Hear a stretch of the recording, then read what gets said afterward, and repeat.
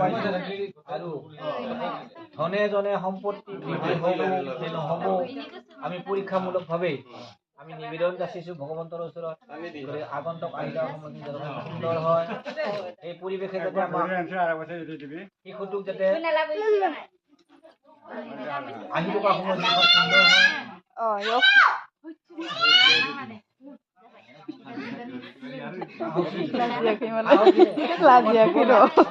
ধ্ৰুৱ আয়োগৰ সাহসী কিন্তু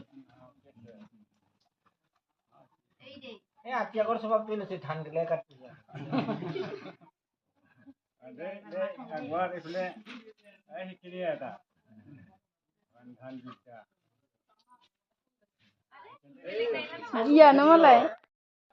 গণেশ বাবু